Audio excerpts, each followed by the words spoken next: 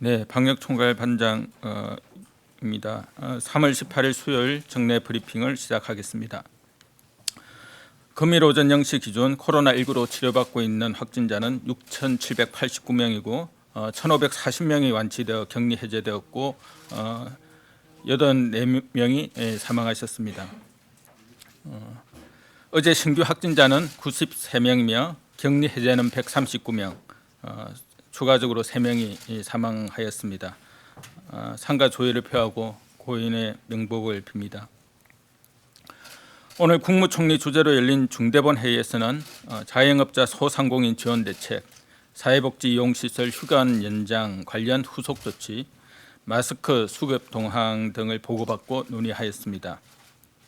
정세균 총리는 코로나19 여파로 원자재, 부품 수급에 문제가 없는지 미리미리 점검하는 것이 꼭 필요하다고 강조하면서 특히 지난번 중국에서 조업에 차질이 생겨 부품 수입이 문제가 된 경우가 있었는데 이러한 일이 재발하지 않도록 관계부처가 적극적으로 노력해 줄 것을 당부하였습니다.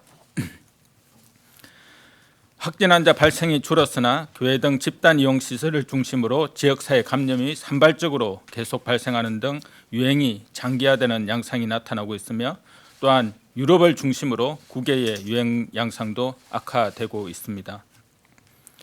코로나19는 증상이 미약한 초기부터 감염력이 강하고 전파 속도가 빠른 특성이 있어 역학조사와 진단 검사를 통해 전파를 차단하는 데는 한계가 있습니다.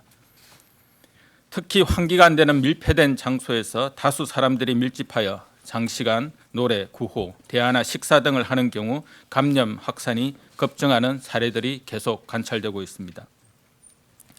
정부와 지자체는 코로나19 확산을 방지하기 위해 종교시설, 사업장 등 다수의 사람들이 밀폐된 장소에서 모이는 일을 삼가 주실 것을 지속적으로 강조하고 있습니다.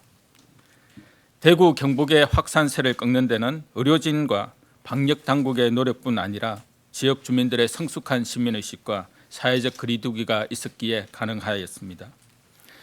이를 교훈 삼아 국민들께서도 계속 경각심을 가져주실 것을 당부드리고 국민 개개인이 1차적인 방역 주체임을 이해하고 행동해 주시기를 바랍니다. 많이 힘드시겠지만 나와 우리 가족, 사회 모두를 위해 사회적 거리두기에 적극 동참해 주시기 바랍니다. 산발적으로 나타나고 있는 지역사회 유행을 차단하기 위해서는 지금부터 2-3주간 모두의 부단한 노력이 매우 중요합니다. 학교와 유치원, 어린이집의 개학을 2주간 추가 연기한 것과 관련하여 설명을 드리겠습니다. 이번 개학 추가 연기 조치는 아동, 청소년들의 안전과 지역사회 감염 확산을 막기 위한 예방적 조치입니다. 어제 방대본에서 설명드린 것처럼 우리나라에서 발생한 아동 청소년 확진자 수는 500여 명으로 전체 확진자의 약 6%를 차지하고 있습니다. 현재까지 아동 청소년이 코로나19 감염으로 인해 사망하거나 중증 환자가 된 사례는 없습니다. 그동안 학교와 유치원, 어린이집 등이 방학과 개학 연기 조치를 한 상태였기 때문에 이 비율이 낮지만 개학을 하는 경우 높아질 가능성도 있습니다. 학교 개학은 아동 청소년들의 감염 가능성을 높일 뿐 아니라 가족을 통한 지역사회 감염 경로가 될 수가 있습니다. 대한감염학회에서도 학생들의 경우 중증 감염 위험은 낮지만 지역사회 전파의 역학적 중심이 될 수 있다는 점에서 휴교를 연장할 것을 공고한 바 있습니다. 또한 코로나19가 하향 국민에 접어들고 있으나 국외 상황과 지역사회의 산발적 감염이 계속되고 있고 사회적 거리두기를 완화할 시기가 아닌 점도 고려하였습니다. 이러한 점들을 고려하여 학교와 유치원, 어린이집의 개학 개원일을 2주간 추가 연기한 것입니다. 학교의 휴교, 유치원 휴원 기간 동안 긴급 돌봄 체계는 동일하게 유지하고 학교의 경우 인터넷 등을 통한 온라인 학습 지원도 강화할 계획입니다. 이와 더불어 어린이집도 유치원과 동일하게 휴원 기간을 4월 5일까지 연장을 합니다. 휴원 기간 동안 긴급한 돌봄 수요가 있는 경우에는 어린이집의 긴급 보육을 이용할 수 있고 휴원 기간 동안 가정 돌봄이 필요한 경우 가족 돌봄 휴가 제도와 아이 돌봄 지원 사업 등을 적극 활용해 주실 것을 당부드립니다. 이와 함께 정부는 휴교 기간 동안 학교 내 감염 방지를 위한 방역 대책을 차질 없이 준비를 하겠습니다. 책상 재배치, 급식 시간 조정 등 학교 내 사회적 거리 두기를 위한 구체적 실행 방안을 마련하고 개학 후 안전하게 학교를 운영할 수 있도록 필요한 제반 사항들을 촘촘하게 준비해 나가겠습니다. 사회복지 이용시설의 휴관 연장에 대해 설명드리겠습니다. 지역사회 감염 확산을 차단하기 위해 지역아동센터, 노인복지관 등 사회복지 이용시설도 4월 5일까지 휴관 연장을 권고합니다. 현재 사회복지 이용시설은 99.3%가 휴관을 실시하고 있으나 가족 내 돌봄이 어려운 경우에는 긴급 돌봄을 제공하고 식사가 어려운 분들에게는 도시락을 배달하는 등 휴관 장기화로 인한 돌봄 공백이 발생하지 않도록 노력하겠습니다. 이와 함께 저소득층의 생활 안정을 위해 긴급복지 지원 요건을 완화하고 기초생활수급자와 차상위 계층에게 4개월간 한시적으로 40만 원에서 52만 원까지 지원하는 한시 생활지원 사업도 시행할 계획입니다. 코로나19 관련 감염병 대응 역량을 강화하고 민생경제 지원을 위한 추가 경정 예산이 어제 국회를 통과하였습니다. 코로나19 제1선에서 헌신하고 계시는 의료인과 의료기관을 지원하고 방역과 치료 체계를 확충하는 예산이 대부분으로 신속히 집행되도록 하겠습니다. 음압병실 120개 확충 예산 300억 원, 음압구급차 등 지원 예산 301억 원, 권역 감염병 전문병원 확충 예산 45억 원, 국립대병원 의료장비 지원 예산 375억 원 등이 추경으로 확보되어 감염병 치료체계, 인프라를 한층 두텁게 구축하는 데 활용될 예정입니다. 의료 현장에서 코로나19와 싸우고 계시는 의료인분들의 활동수당 등을 지원하기 위해 181억 원을 편성하였고 보건의료 연구 인프라 구축 등 미래 대비를 위한 예산도 148억 원이 편성되었습니다. 코로나19와 관련된 의료기관의 손실을 보상하고 경영이 어려운 의료기관의 융자도 지원할 계획입니다. 예비비와 추경을 통해 약 7천억 원 규모의 손실보상 재원을 마련하였습니다. 손실 규모가 큰 의료기관은 3, 4월 중 조기 보상을 실시하고 이후 손실보상위원회 논의를 거쳐 최종 보상을 실시하겠습니다. 더불어 환자 감소로 경영이 어려운 의료기관에 대해서도 금융기관 선정 등 준비 절차를 거쳐 4, 5월 중에 융자 지원 신청 접수를 받을 계획입니다.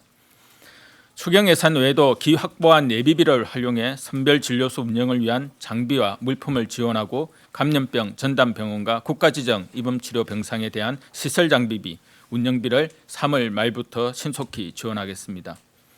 정부는 감염병 확산 방지를 위해 협조하고 계신 의료인들의 헌신과 노고에 대해 깊은 감사를 드리며 치료에 전념하고 있는 의료기관이 손실을 보는 일이 없도록 예우와 지원을 아끼지 않겠습니다. 코로나19로 어려움을 겪고 계신 자영업자와 소상공인 분들에 대한 지원 대책에 대해 설명드리겠습니다.